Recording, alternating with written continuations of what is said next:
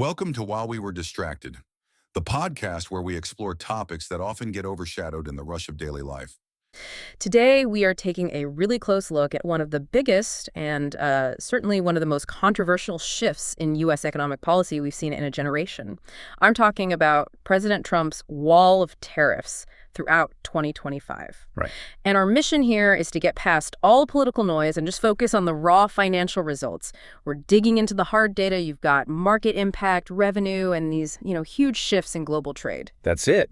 And when you look at the source material, 2025 just jumps out as a year of, profound turbulence. We're talking about a policy that put double-digit import taxes on almost every single country. It completely overturned decades of trade policy. Almost overnight. It was, probably the largest economic experiment of its kind in the modern era. So for you, the listener, the goal is to cut through all that and answer the main question. Did the tariffs actually achieve what they set out to do economically? Narrow the trade deficit, bring back wealth. And what was the real cost? And did it ultimately help the overall financial health of the U.S.? Let's start with the basics. Okay, so the core argument, the promise, was that these tariffs were essential.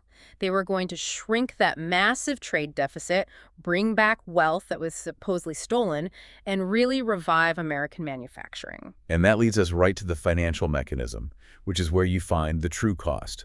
It's so important to understand where the tax money comes from, but also where the burden lands. Right. The tariffs, the taxes themselves, are paid by the importers, the companies bringing the goods into the U.S. But the sources are crystal clear on this.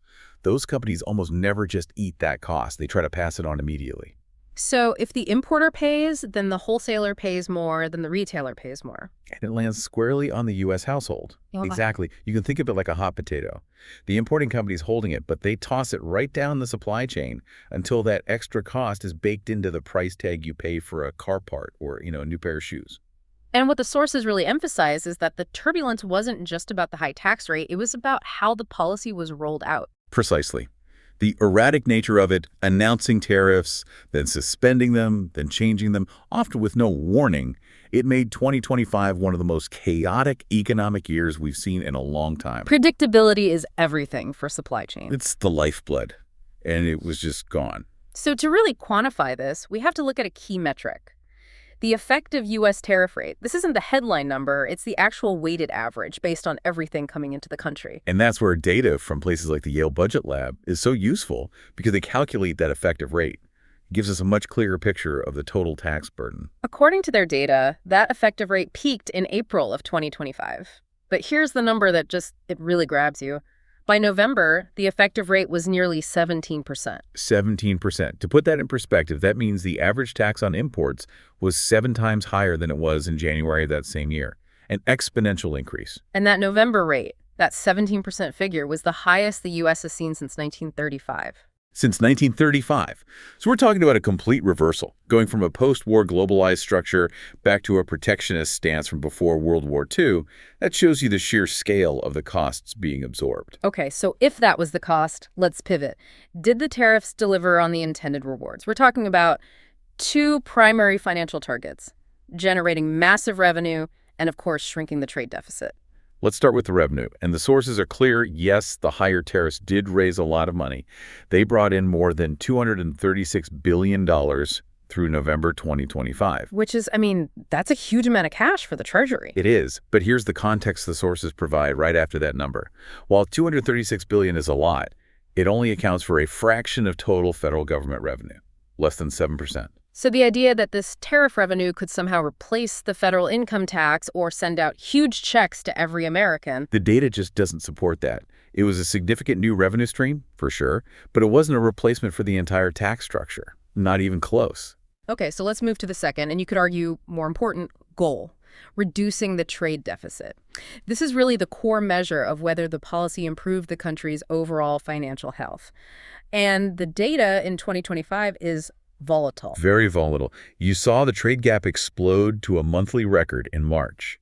It hit $136.4 billion. And what was that about? That peak in March shows an unintended consequence.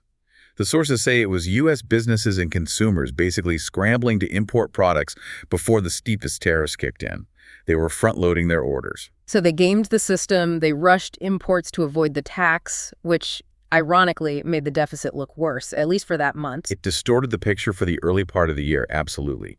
The market was trying to delay the inevitable price hike. But then, as intended, the deficit did narrow. It fell significantly, down to $52.8 billion in September, which is the latest data we have. So on a month-by-month basis, that looks like a success. Does. But this is where you have to look at the bigger picture, the long game. And what does that show? It's the crucial detail. While the monthly number got better after March, the year-to-date deficit, it's January through September, was still running 17% ahead of the same period in 2024. So even with all that new revenue, and even with the monthly gap shrinking, the overall trade imbalance for the year actually got worse. By 17%. So the central goal of narrowing the deficit, when you look year over year, was not met. It's a profoundly mixed result for the nation's financial health. So given those historic costs and the fact that the deficit goal wasn't met, let's look at the operational impact. How did this wall of tariffs actually rewire global commerce? Well, the most immediate and predictable effect was a massive shakeup in our trading relationships. And the biggest loser, of course, was China. Right. China went from being our #1 source of imports for decades to #3, behind Canada and Mexico. And the tariffs on China are just staggering. They are. The average U.S. tariff on Chinese goods is now 47.5%. And with a barrier that high, the result was predictable. The value of goods we imported from China fell by nearly 25% in the first 3 quarters of the year. But American consumers still need things. They still need furniture, electronics, clothes. So that demand doesn't just disappear, it just shifts. It gets redirected. And we saw some clear winners from that shift. The value of products imported from Mexico, Vietnam, and Taiwan all grew. So you're a U.S. company that used to buy, say, chairs from a factory in China. And suddenly you're facing a nearly 50% tax. So you have to scramble to find a new factory in Vietnam or Mexico, even if it's a bit more expensive or the logistics are harder. That's the frantic diversification we see in the data. So what does this all mean for you, the listener? We forced this huge, costly rerouting of global trade, but the overall deficit still grew 17%. The synthesis is this. The tariffs were very effective at changing who we buy from, but they failed to change how much we buy overall. The trade deficit didn't shrink because we just swapped goods from China for slightly more expensive goods from Mexico or Vietnam.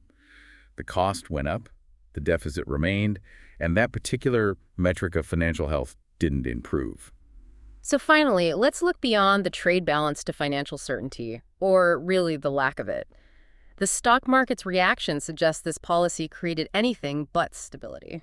And this is where it gets really interesting, because the market volatility was almost a perfect mirror of the policy volatility.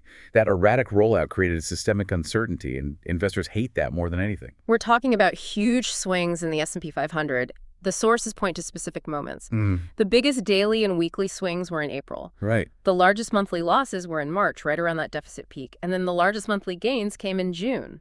And when you overlay the timing of those market swings with the timeline of the tariff announcements and reversals, which were often delivered without any warning, the connection is just undeniable. So this uncertainty became a systemic cost itself. It wasn't just a trade issue anymore. Absolutely. It meant that big public companies and investors struggled to price risk accurately. If the rules for global commerce can just change week to week, the cost of capital goes up, long-term planning becomes a nightmare, and the whole system feels less stable. That turbulence represents a very real cost to our overall financial health. Okay, let's wrap this up. To summarize the findings from this deep dive for you, we started by asking if this tariff policy actually helped the overall financial health of the U.S. What we found was a system absorbing the highest tariff rate since 1935. It generated billions in revenue, sure, but not nearly enough to fulfill those bigger fiscal promises.